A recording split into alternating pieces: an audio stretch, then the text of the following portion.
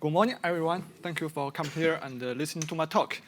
Today, I'd like to talk about capacity planning with stress testing.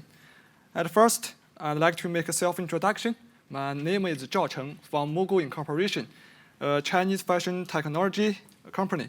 I joined MOGU in January 2015, and before I was a senior software in Huawei for nearly 7 years. And now I'm responsible for cloud platform architecture team of MOGU. Well, about my company, MOGU Incorporation, is a fashion destination with various kinds of fashion content and abundant fashion product so that our users could fully enjoy high-quality e-commerce shopping experience. Well, my point is that MOGU is not only a fashion content society, but also a quite large-scale e-commerce website.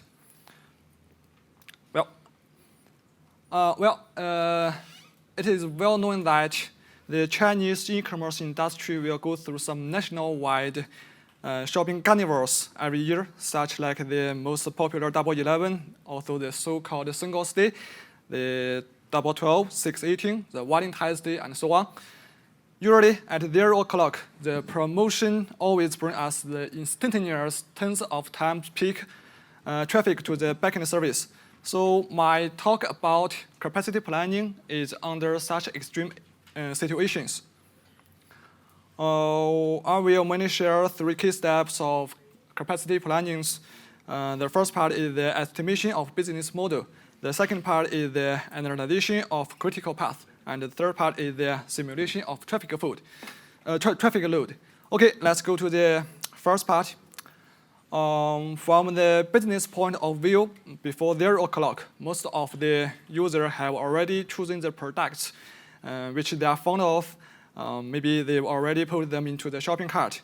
So at the very beginning of 0 o'clock, most of the users' behavior is the product snapping up. And ready for clicking the button of buy, not viewing the homepage, not viewing the detail pages, not viewing the product list pages, and so on. Well, the user behavior of snapping up product for the system is the process of creating orders. So at this point, the most key process to evaluate capacity is the estimation of peak tips of order creation at 0 o'clock. Well, the next step, the question is how should we get the peak order creation amount at 0 o'clock? Yes, at this time, we have already known the business targets and some daily and historic data such as the objective GMV, the conversion rate, the per customer transactions, historic GMV, and UV, and so on, which we could get from our data platform. The peak order creation amount and some technical indicators such as the tips and cubes could be derived from the known data. This formula is the simplified form through which we could get the estimation directly. I know that you must wonder why does this formula work and how does it work. But what I just could say is that it's the experienced formula from our Carnival experiences over the years, not theoretical. Maybe it's just a regularity for our business. Well, so far we could get the peak tips through this formula. The peak tips is equal to peak order creation amount multiplies by code times of order APIs. Exactly, the order API are supposed to represent all the interfaces which matter to order creation, such as the price APIs, discount APIs, coupons APIs, and so on. So different levels have different tips. It's a constantly refined process. Well, if we want to get more comprehensive cubes and tips of different business domains, there are more details to be concerned. For our business, we have an inverted pyramid business model, which is also the overview of critical transaction paths. From the user's perspective, at first, they would view the homepage of the promotion pages and find out the products they are fond of, or then they would view the detail pages of product. Maybe they will buy it directly or put them into the shopping cart. At last, they will decide whether to pay the order. Okay, so the traffic passes from the top to the bottom. There's a conversion rate between the layers linked with each other. For example, there are 100 people viewed the detail pages. Maybe 10 of them will buy the products, so the conversion rate is 10%. We could get the conversion rate from the daily page view record from our data platform. So far, we have known the tips of the order creation and the conversion rate between the both layers. The cubes of detail business domain could be derived from this formula. It's a simplified mathematical expression. Then we could expand the process to other layers so that we could get the different tips or cubes from different layers. And also, we could repeat the process deeply until into the application level so that cubes and tips are refined to each application. Well, in reality, the process is much more complex than I talk about, but the general rules could be followed again and again. The cubes and tips we get at this step will become our objectives of stress testing. Well, there are more than 1,000 distributed Java applications and services in our system, but not each of the application and the correlations have the same importance. We should find out the critical applications and the paths, and then pay much more attention on them. From the business perspective, the critical path or application is to see whether it affects the order creation more or less, because the order will influence the GMV directly. Yes, we can imagine that if the user couldn't buy the products on your website, and they couldn't view the detail pages, and they couldn't put the product into the shopping cart, and they couldn't enjoy the discount and the coupons, they will leave your website immediately, and they will go to the other e-commerce website and buy the product they are fond of. So it's a huge loss for our business. This situation is unacceptable. So we should ensure that critical applications run well at all the times, and pay much more attention on them. On the other hand, product commission and product recommendation are less critical. If those information are not displayed, it doesn't affect the order creation, because the user don't care the information when they are snapping the product. Well, from the technology perspective, the critical determination have something to do with the strong and weak dependencies. The application topology on the red figure provided by our tracing system, which is designed according to the Google developers idea.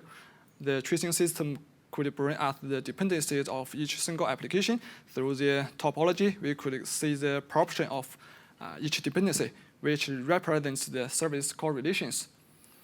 Well, a simplified principle is that the higher the proportion is, the stronger the dependency is. And conversely, the lower the proportion is, the weaker the dependency is. Well, from both business and the technical perspective, we could come up with the critical transaction paths. The single critical path is such as the detail to shopping cart to order creation, or detail to order creation to logistics or to payment, and so on. The combination of all the single critical path is the so-called full critical path. Well, so far, we've already got the cubes and the tips objectives and the different critical applications and the paths. The next step is the stress testing, which contains 3 steps. Single machine in each cluster application, cluster stress testing, single critical path stress testing, full critical path stress testing. Well, let's go to the first part. In the case of single machine, the capacity could be drained to a single machine through the direction or with adjustment of load balance. This page shows the samples of redirection. It's like this. Well, if we take NGX as the web server, we could redirect more requests on a single machine through the configuration change. And the single machine would burden much more traffic load than the other machines. And with the increase of the redirection, the upper limit of the cube's capacity could be obtained. Well, this page shows the samples of weight adjustment. While normally the requests go through the load balance, which would distribute them to backend the real server in average. But in reality, we could adjust the weight of single real server, which will burden much more traffic load, like this. And also, with the increase of weight, the upper limit of cube's capacity could be obtained. At this stage, it should be emphasized that the traffic is from production system. It's the real user's behaviors, so that we need not worry about the dirty data. It's the biggest advantage of redirection and the weight adjustment. Meanwhile, we would monitor some key indicators which could embody system stability, such as the error code amount and the return time. If some indicators exceed the given threshold, which is still acceptable, the testing should be terminated. In some cases, the capacity is obviously unreasonable. For example, the cube's upper limit is just 10 or 20 or 30, which is too low to accept. Under such situation, optimization must be taken. And after the optimization, the test should be implemented once or more time again until the result could be accepted.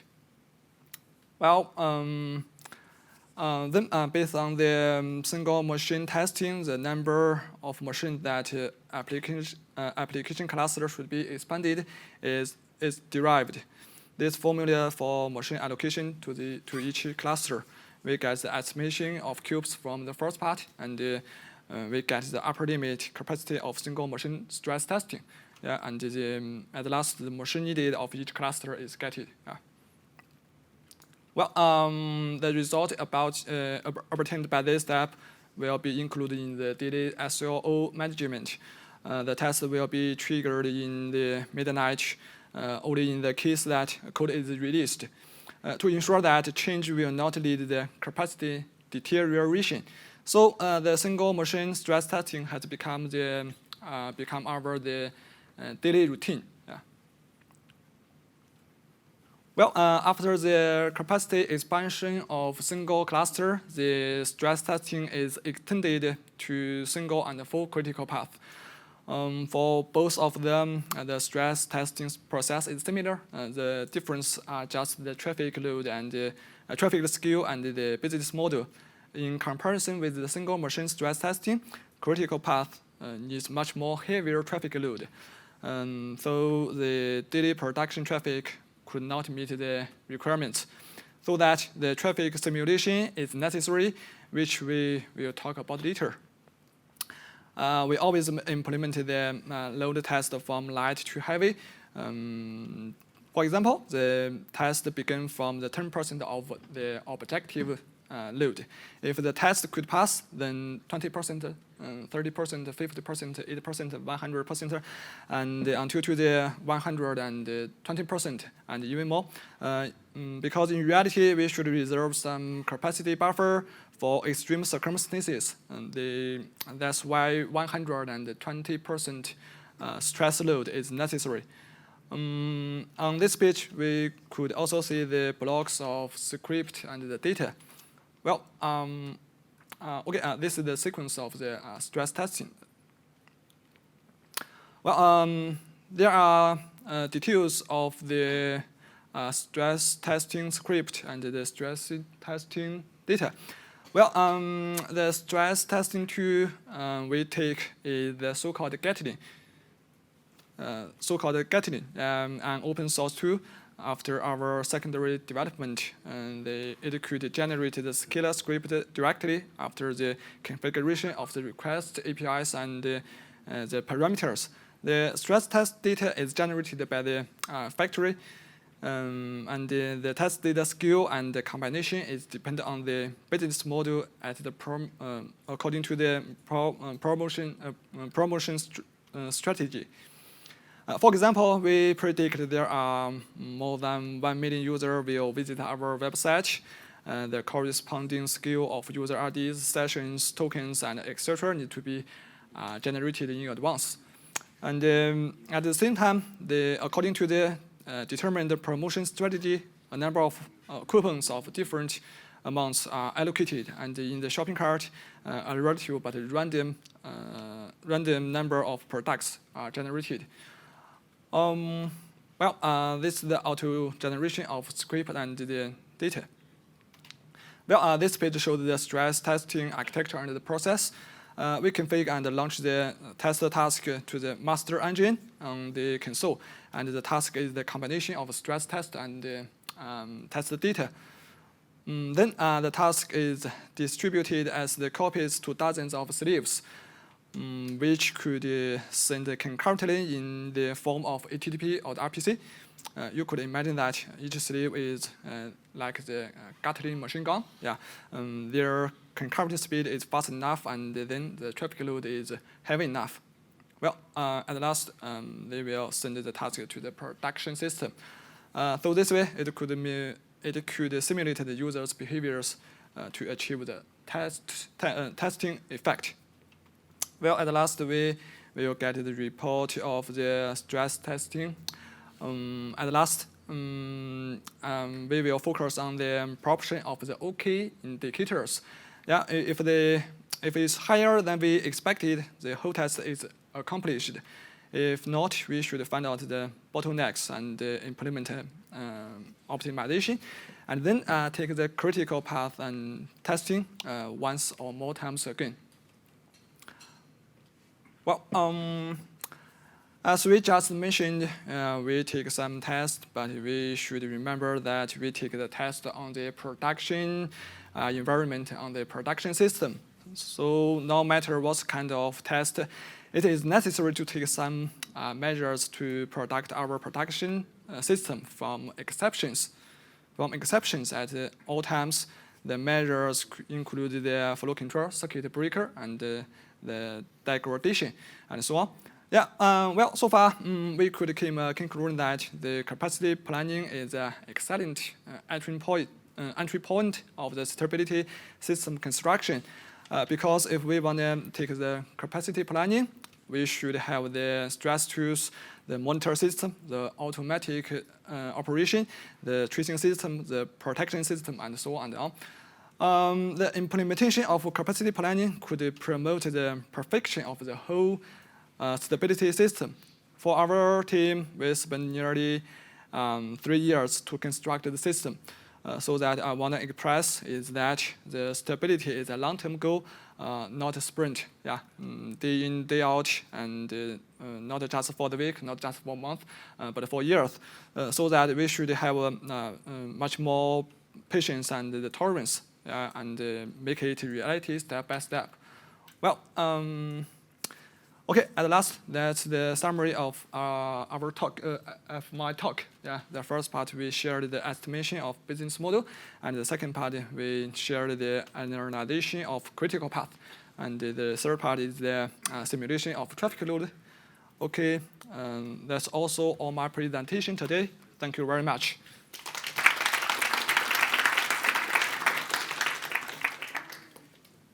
Okay, any question?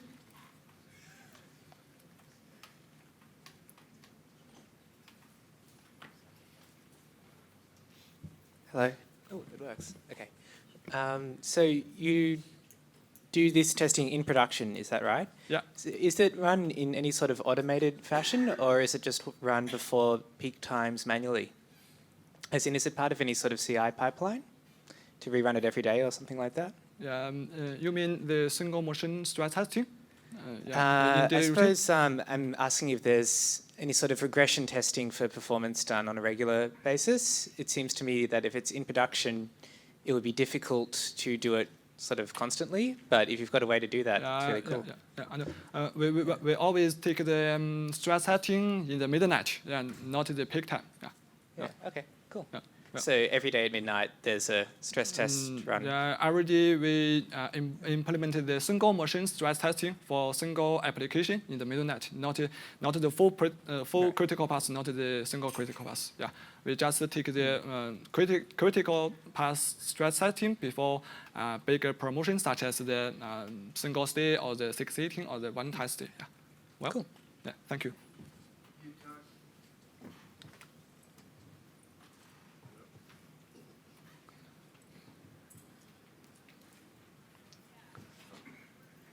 You talked about simulating realistic user traffic. How do you do that? Do you record real traffic and then just play it at a higher rate, or do you just mock it up completely? We produce the testing data, not simulate or record the production record. Yeah. So we simulate, through we produce the test data from the data factory according to the promotion scale. Yeah, not recording the production traffic and record on the and replay on the production system. Yeah. Well, thank you. Well, any question? So since you're generating the data and it's happening on production, I'm guessing that you're not testing any capacity in terms of creation or anything that could actually modify things, right? Well, so the question is, how do you test APIs that would modify the data? Because since you're testing on production, you can do that, I guess. Or how do you do it? well, sorry. Yeah. 意思是，就是如果你有更改的话，你为什么你那个在 production 上怎么测？你可以说，就是single，你的测的是你测出来的是另外的 data，就是他问你怎么样 prevent 怎么样不要引进脏数据。I get the point. Yeah, we always take the cubes stress testing on the single machine, not tips. So there's no dirty data. For the full critical path, it included the tips stress testing. Yeah, and there must be there are some details. We will label the test flag on the request, in the HTTP header or in the thread local. When the request passes to the database middleware, the middleware will recognize the flag. If it's the test request, they will be routed to the shadow table or shadow database. Not into the production table. Yeah. Well. Cool. Okay. Thank you.